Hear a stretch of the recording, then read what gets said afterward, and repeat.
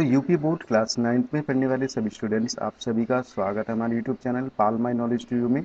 अगर आपने चैनल को अभी तक सब्सक्राइब नहीं किया तो जरूर करें और साथ ही बेल आइकन को भी प्रेस करें सो दैट आपको हमारे नए वीडियोज के नोटिफिकेशंस मिले सबसे पहले आपको।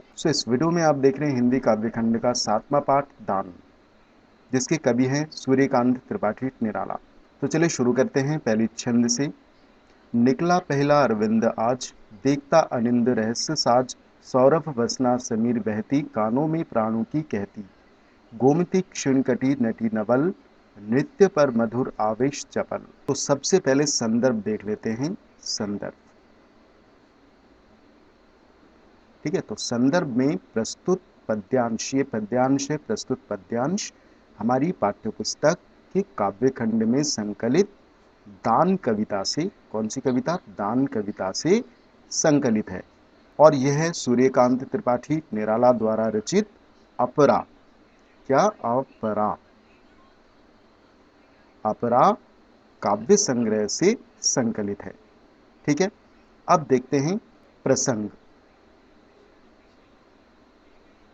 प्रसंग में आपको क्या लिखना है? प्रसंग आप बाद में लिखें तो ही बेहतर है, क्योंकि जब तक आप इसकी व्याख्या आप नहीं समझेंगे तब तक आप इसकी प्रसंग नहीं लिख पाएंगे। तो सबसे पहले व्याख्या देख लेते हैं, लेकिन मैं आपको इसकी प्रसंग में बता देता हूं कि प्रस्तुत पद्यांश में निराला जी ने प्रकृति की सुंदरता का चित्रण किया है। कौन से महीने की? पौष मास की। आप ऐसे लिख सकते हो कि प्रस्तुत पद्यांश में निराला जी ने पौष मास की, पौष मास की प्राकृतिक सुंदरता का चित्रण किया है। ठीक है, अब देखते हैं इसकी व्याख्या को। तो निकला पहला अरविंद आज, अरविंद यानी कि कमल। ठीक है, अनिंद अर्थात सुंदर, जिसकी कोई निंदा नहीं कर सकता, सुंदर। ठीक है, सौरभ अर्थात सुगंधित और वसना अर्थात वस्त्र। ठीक है, वसना अर्थात वस्त्र धारण किए हुए। समीर वायु होता है। क्षीण कटी, कटी अर्थात कमर होता है। ठीक है, कमर। और क्षीण अर्थात पतली। ठीक है, पतली कमर। नटी अर्थात नाचने वाली अर्थात नृत्यांगना। नृत्यांगना। ठीक है, नवल अर्थात नव यौवन। नया होता है तो नवल का अर्थ होता है नव यौवन, नव यौवन। ठीक है, और चपल का अर्थ होता है चंचल। ठीक है, तो अब देखते हैं इसकी व्याख्या को। तो निराला जी कहते हैं कि प्रकृति के रहस्य अर्थात रहस्यमय और सुंदर साज अर्थात श्रृंगार को देखता अर्थात देखने के लिए पहला अरविंद अर्थात पहला कमल उपवन में निकला अर्थात खिल गया है। एक बार फिर समझते हैं। तो निराला जी कहते हैं कि प्रकृति के रहस्यमय और अनिंद साज अर्थात सुंदर श्रृंगार को देखने के लिए आज उपवन में पहला कमल निकला अर्थात खिल गया है। ठीक है, समझ में आया आपको इन दोनों पंक्तियों का अर्थ? अब देखते हैं सौरभ वसना समीर बहती। और इस प्रकार प्रातःकाल के सौरभ वसना अर्थात वायु सुगंध रूपी वस्त्र धारण किए हुए जब कानों में या कानों के पास से होकर बहती अर्थात गुजरती है तो ऐसा प्रतीत होता है कि प्राणों की कहती अर्थात वह हृदय की, प्राण अर्थात हृदय की बातें कह रही हो। ठीक है, समझ में आपको इन दोनों श्लोकों, इन दोनों पंक्तियों का अर्थ?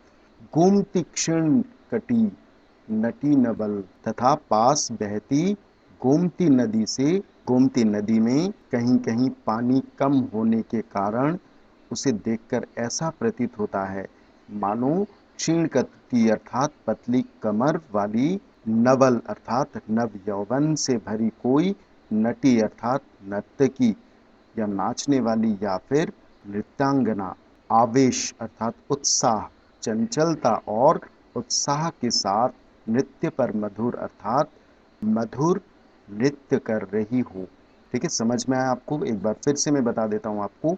तो निराला जी कहते हैं कि प्रकृति के रहस्यमय और अनिंद साज अर्थात सुंदर श्रृंगार को देखता अर्थात देखने के लिए आज उपवन में पहला कमल निकला अर्थात खिल गया है।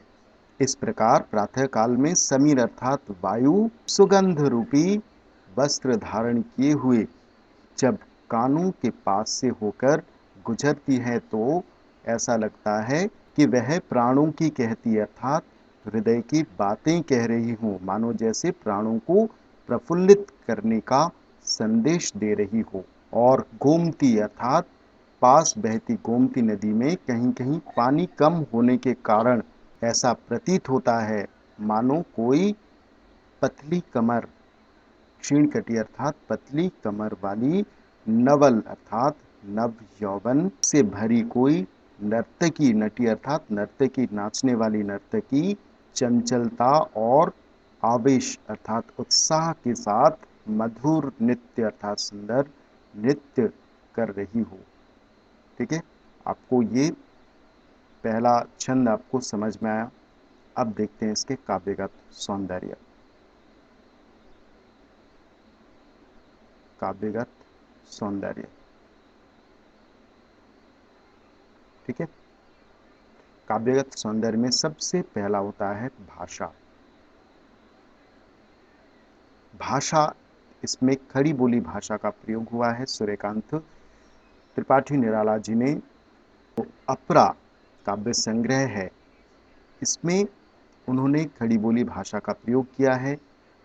तो आप लिख सकते हो खड़ी बोली।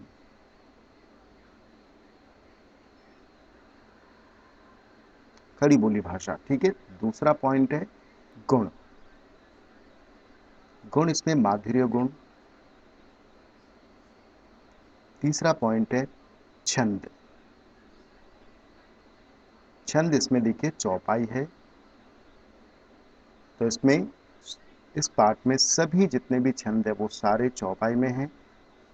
किसके प्रत्येक चरण में 16-16 मात्राओं वाला मात्रिक छंद है। इसमें सभी में सभी लाइनों में आप देख सकते हो 16 मात्राओं वाली मात्रिक छंद है। ठीक है, तो 16 मात्राओं वाली छंद में इसमें चौपाई होती है। ठीक है।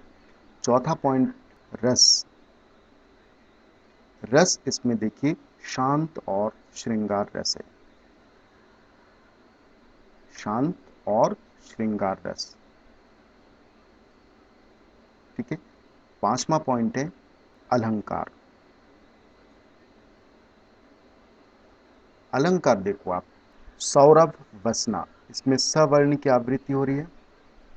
नटी नवल, इसमें न वर्ण की आवृत्ति हो रही है। देखिए न वर्ण की आवृत्ति हो रही है। और निकला पहला, इसमें ला ल वर्ण की आवृत्ति हो रही है, जिसके कारण यहां पर अनुप्रास अलंकार है। ठीक है, तो यहां पर अनुप्रास अलंकार, ठीक है। तो इस वीडियो में मैंने यहाँ पर पहले छंद की मैंने व्याख्या संदर्भ, प्रसंग और काव्यगत सौंदर्य के साथ में मैंने व्याख्या की है। होप आपको ये मेरी व्याख्या आपको अच्छी लगी। अगर हो सके तो वीडियो को लाइक, कमेंट एंड शेयर करें। सो मिलते हैं अगले वीडियो में। Thank you.